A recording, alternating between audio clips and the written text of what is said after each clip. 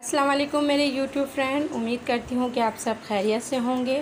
ये मेरा drawing room है, यहाँ से बाहर जाने का रास्ता है। ये बच्चे बैठ के टीवी वॉच कर रहे हैं।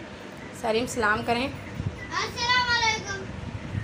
प्रिंसेस सलाम करें, सलाम कर दें, सलाम तो कर दें भैया जी। अच्छा हेलो कर दें, हेलो कर दें, ऐसे हेलो तो कर दें भाई। उनका मूड सही नहीं है आज, वो थोड़ी सी ना बस उनका मूड सही नहीं होगा।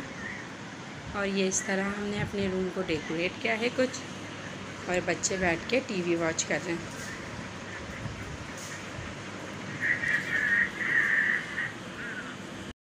सात बजे का टाइम है और अब मैं कुकिंग स्टार्ट करती हूँ। तो पहले आप चैनल को सब्सक्राइब कर लें और बेल आइकन को दबा दें ताकि हर नई आने वाली वीडियो आप तक पहुँचती रहे। तो ये इंग्रेडिएंट्स हैं: हरी मिर्च, टमाटर और प्याज। और ये सारी चीज़ें जो हैं मैंने दोनों के लिए कट करी हैं। ज़ीरा भी मैं दोनों में ऐड करूँगी, और ये गरम मसाला जो है वो सिर्फ खिचड़ी में जाएगा, क्योंकि मैं मसूर के दाल की खिचड़ी और टमाटर की चटनी बना रही हूँ। तो चावल मैंने पहले ही से धो के और भिगो के रख लिए हैं। तो अब मैं चलती हूँ कुकिंग की तरफ। तेल गरम हो रहा है जब तक। अब इसके अंदर सबसे पहले मैं ज़ीरा ऐड करूँगी। टमाटर की चटनी की बात कर रही हूँ मैं। सबसे पहले मैं इसमें ज़ीरा ऐड करूँगी, जो हाफ़ मैंने ज़ीरा किया था, हाफ़ इसके लिए और हाफ़ इसके लिए, तकरीबन 1 स्पून ज़ीरा है। और इसमें फिर मैं प्याज ऐड करूँगी, और थोड़ी सी प्याज मैंने इसके लिए बचाई है खिचड़ी के लिए।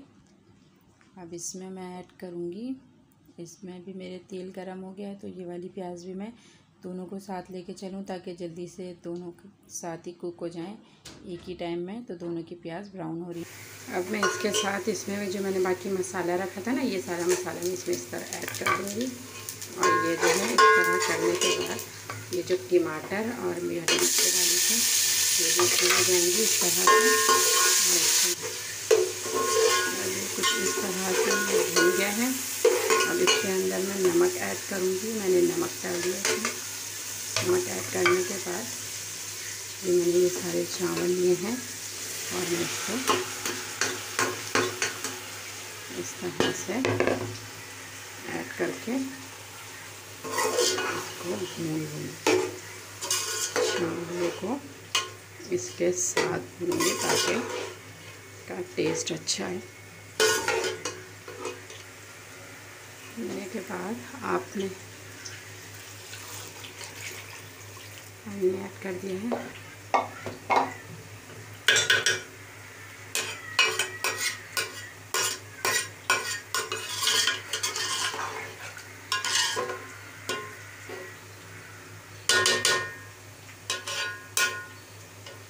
ये देखें, ये पकने के लिए रख दिए गए हैं। मैंने आँच तेज़ कर दी है।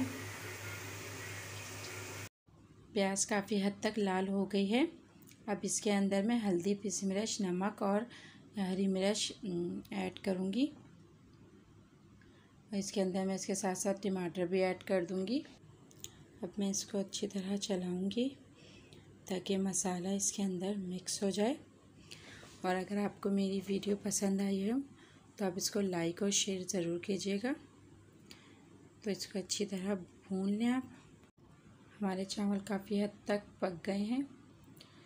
इसमें थोड़ा सा पानी है, बस उसको खुश्क हो जाए वो, तो फिर उसके बाद इसको मैं दम पर रखूँगी।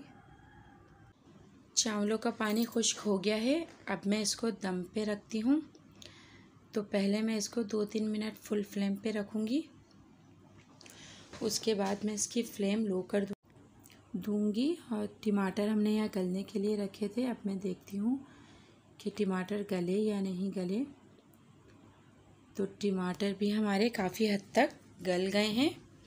और अब मैं इसको थोड़ी सी फ्लेम तेज़ कर इसको अच्छी तरह भून लूँगी, ताकि जो टमाटर थोड़े बहुत रह गए हैं कच्चे या सही से गले नहीं हैं तो वो गल जाएं। मसाले को इस तरह से हो इसमें मैंने हरा धनिया ऐड कर दिया है और फ्लेम मैंने पहले ही बंद कर दी थी। अब हरा धनिया, क्योंकि हीट ज़्यादा हरा धनिया में पड़ती है, पकते हुए खाने में डालो तो हरा धनिया काला पड़ जाता है। खाना रेडी हो गया है और अम्मी को तेज़ की भूख लग रही थी तो मैंने अम्मी के लिए खाना डिश आउट कर दिया है। तो अब अम्मी से पूछते हैं कि कैसा खाना बना है। अम्मी खाना खा रही हैं, अब वो बताएंगी कि कैसा लगा है उनको खाना। ये है